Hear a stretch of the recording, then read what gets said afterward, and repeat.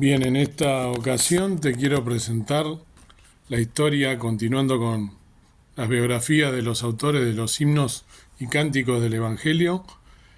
El autor del himno 309 de algunos himnarios, Yo vivía en el pecado, se llama, o se titula, mejor dicho, este himno, que comienza así a sonar su melodía. Te cuento que el autor es Jaime Clifford, la música Dora Bull. El versículo en el cual se pudo haber inspirado, como tantos otros, aunque ahora voy a contar bien la biografía,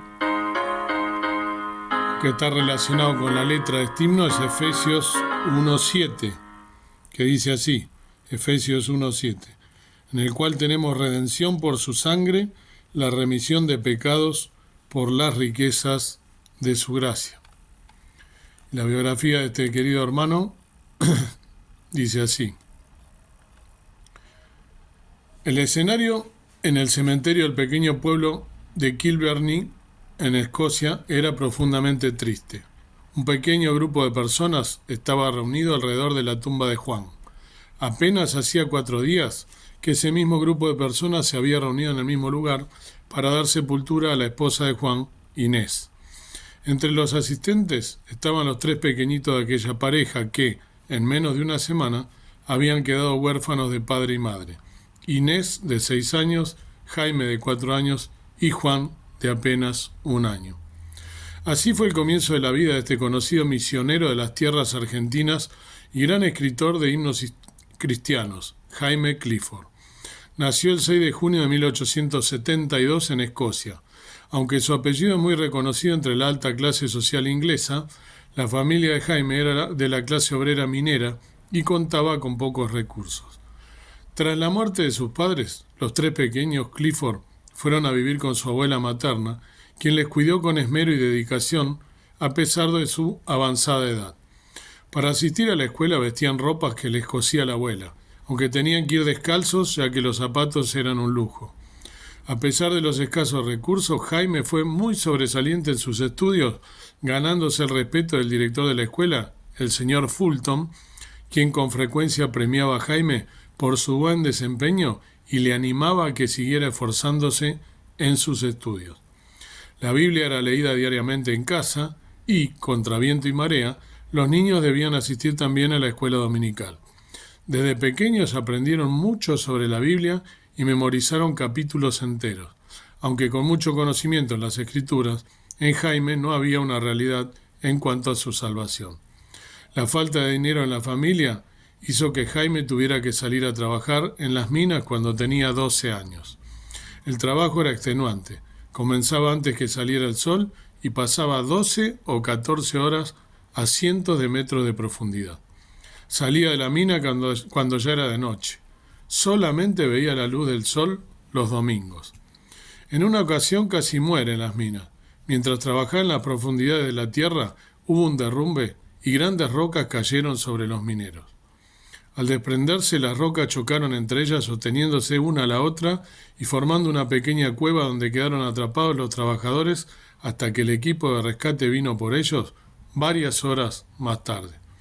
Cuando tenía 18 años, Jaime fue invitado por un amigo a una predicación del Evangelio. El predicador habló sobre la pregunta de Dios a Adán: ¿dónde estás tú? En Génesis 3:9. El mismo Jaime lo narra de la siguiente manera: cuando descubrí que donde yo estaba eran mis pecados y que me hacía falta un Salvador, seguí asistiendo a las reuniones, aunque éstas se celebraban muy lejos de casa. Una noche me quedé para conversar con los hermanos y Juan Brown, un paisano al cual yo había conocido toda mi vida, se sentó a mi lado. Me hizo leer Isaías 53. Todos nos descarriamos como ovejas. Y me explicó que ese era un retrato de la humanidad entera. Me preguntó si era un retrato fiel, y tuve que decirle que sí.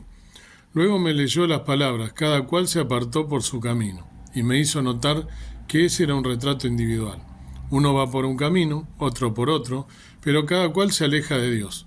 Tuve que confesar que yo había elegido mi camino y que iba por él.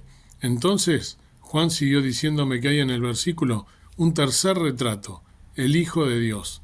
¿Te parece, me preguntó, que Dios, que ha dado 3 retratos tan fieles de los hombres, ha de ser menos fiel cuando describe a su Hijo?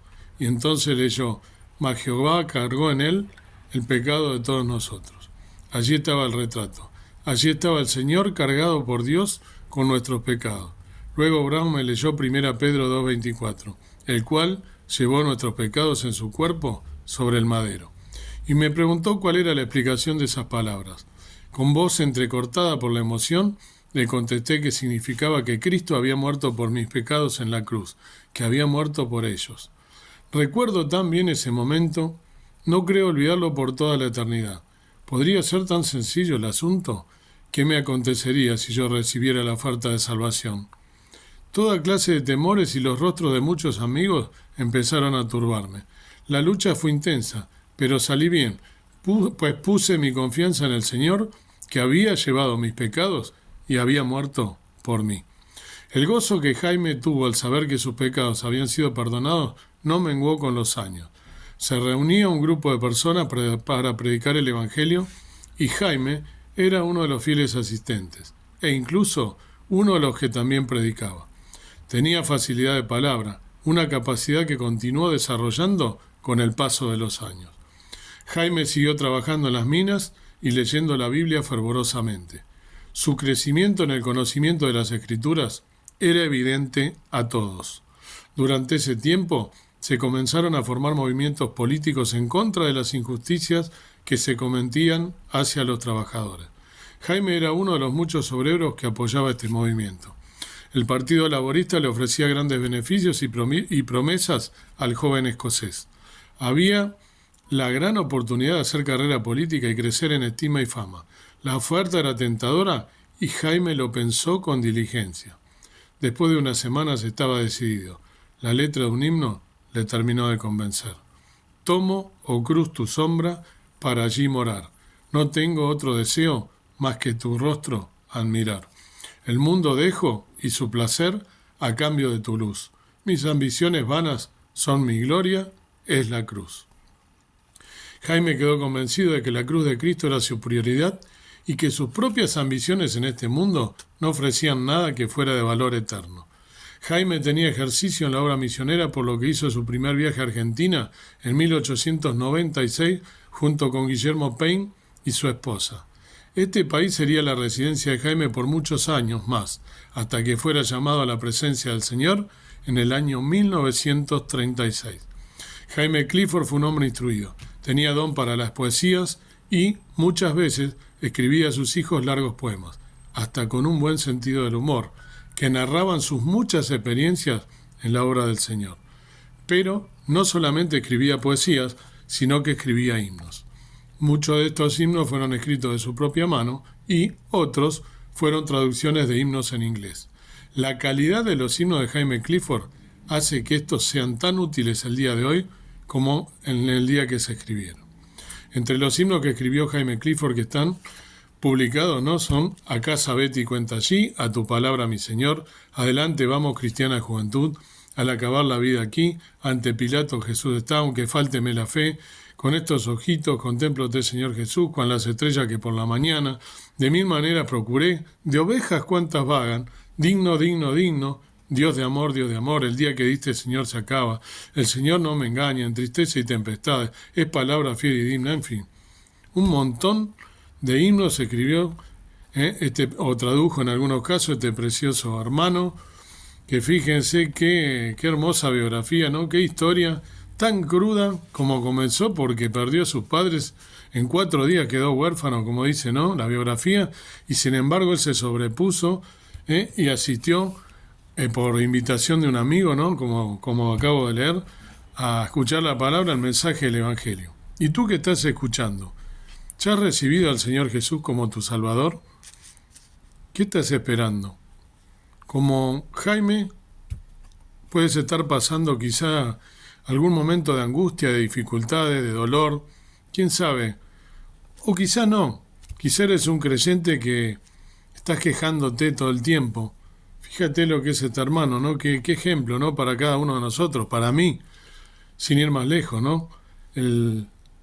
las vicisitudes que pasó de pequeño, quedar huérfano, perder a sus dos padres teniendo 4 años, se sobrepuso, trabajó en una mina de carbón, sabemos lo que es estar bajo tierra y todo lo que es eso, a pesar de que no lo hicimos, pero sí hemos visto, por ejemplo, el caso de los mineros en Chile, cuando fue el derrumbe ese y pasaron un montón de días hasta que lo socorrieron, y este hermano también pasó con corta edad, y sin embargo él se sobrepuso y sirvió al Señor y tomó la decisión acertada.